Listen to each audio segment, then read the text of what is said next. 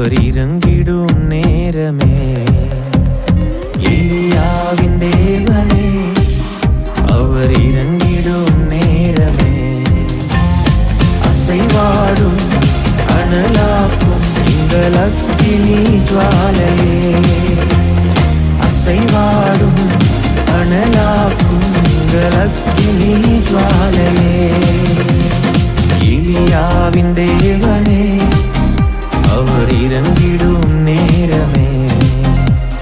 ராஜாதி ராஜா கர்த்தாதி கர்த்தர் நம்மோடு கூட அவர் பேசும்படி கேட்போமா? ராஜாதி ராஜாவே எங்களோடு கூட பேசுங்கப்பா, இயேசுவின் நாமத்தின் பிதாவே ஆமென். எடுத்து வாசிப்போம் நீதிமொழிகள் 18ஆம் அதிகாரம், அதுல 20ஆம் வசனத்தோட வாசிப்போம். 18:20 நீதிமொழிகள். அவனவன் வாயின் பலனால் அவனவன் வயிறு நிரம்பும், அவனவன் உதடுகளின் விளைவினால் அவனவன் திருப்தி ஆவான். கர்த்தருக்கு மகிமை உண்டாவதாக. வாயின் பலனால் வயிறு நிரம்பும் என்று எழுதப்பட்டிருக்கு. அது கீழே ஏன்னா நாவில் என்ன பண்ண ஜீவன் இருக்கிறது என்று எழுதப்பட்டிருக்கிறது. சோதர நாவில் என்ன பண்றாங்க? ஜீவன் இருக்கு. அப்ப ஆண்டவர் என்ன பண்றாரு? நம்ம நாவை என்ன பண்றாரு? பயன்படுத்த விரும்புகிறார். நீங்க பேச வேண்டியது சில நேரத்துல போய் நம்ம சில அதிகாரி இடத்துல, சில குடும்பத்துல, சில இக்கட்டான இடத்துல என்ன பேசுறோமோ தெரியாம முடிச்சுட்டு இருக்கும் பொழுது ஆண்டவர் உதவி ஆண்டவர் நாங்க என்ன பேசணும், எப்படி பேசணும்னு சொல்லும் பொழுது பரிசுத்த ஆவியார் நீங்க பேச வேண்டியதை உங்களுக்கு அவர் போதிக்கிற நல்ல தகப்பனா இருக்கிறார். ஸ்தோத்திரம். ஏன்னா சில நேரத்தில் நம்ம பேச தெரியாது. சில நேரத்தில் என்ன பண்ணுவோம்? பரவடப்பா இருப்போம். ஆனாலும் தேவனாகி கர்த்தர் நம்மளை என்ன பண்ண நிதானமாய் நிதானித்து போதிக்கிற பரிசுத்த ஆவியார் நம்முடைய நாவில இருந்து நம்மள அவர் செயல்படுகிற தேவனாக இருக்கிறார்.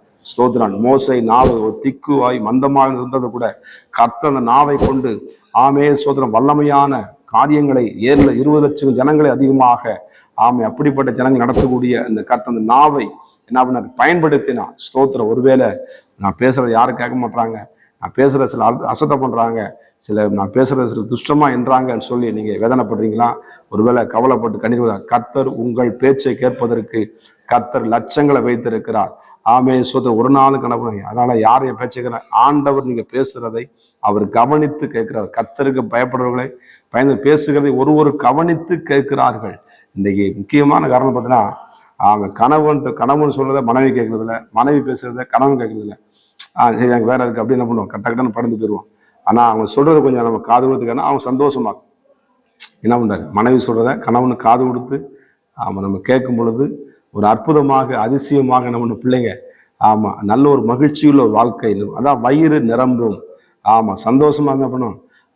அது கஞ்சியா இருந்தாலும் என்ன பண்ணும்? பிரியாணி மாதிரி இருக்கும். கர்த்தருக்கு மகிமை உண்டாகும். வெளிச்சம் நல்லது என்று தேவன் கண்டார். அப்ப வெளிச்சத்தையும் இருளையும் தேவன் வெவ்வேறாக பிரிக்கிற தேவன். இந்த இடத்துல எழுதப்பட்டிருக்கிறது. அதில் பிரியப்படுகிறவர்கள் அதன் கனி என்ன பண்ணுவாராம்? 21 மரணமும் ஜீவன் நாவின் அதிகாரத்துல இருக்கிறது. அப்ப நீ என்ன பேசணுமோ அது ஆண்டு என்ன பண்ணுவாரு? நான் ஒரு ஆஸ்பத்திரியோட ஒரு அம்மாவை பார்க்கும் பொழுது அந்த அம்மாவால 1 மாசம் அதனால சாப்பிட முடியல.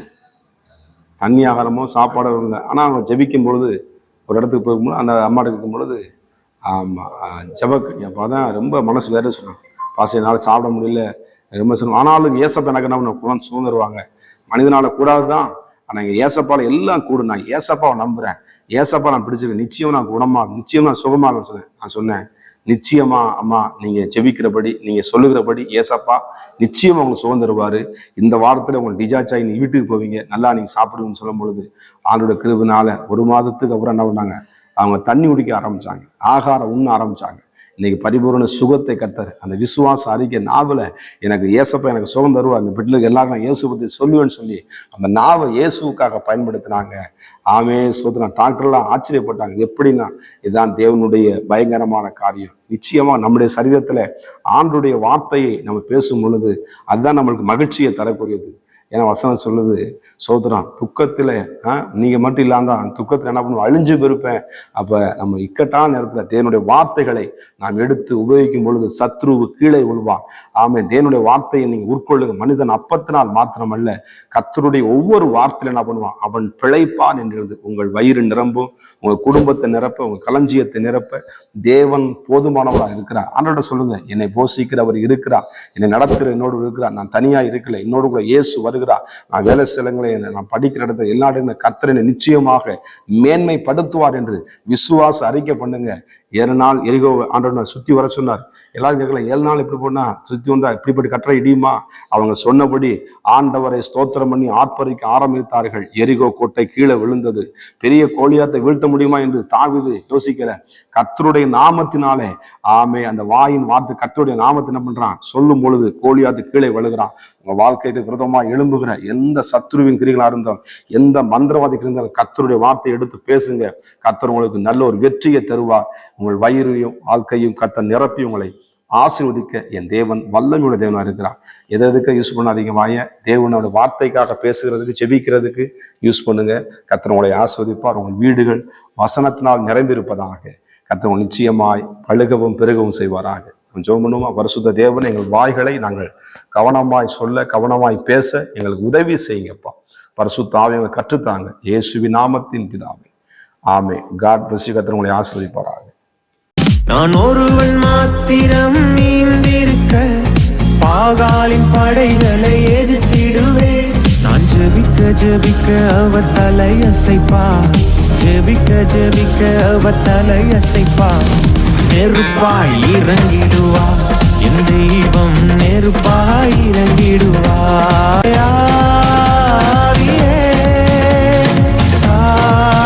ஆவியே, அசைவாடும் அனலாக்கும் எங்கள் அக்கினி ஜுவாலையே. அசைவாடும் அனலாக்கும் எங்கள் அக்கினி ஜுவாலையே.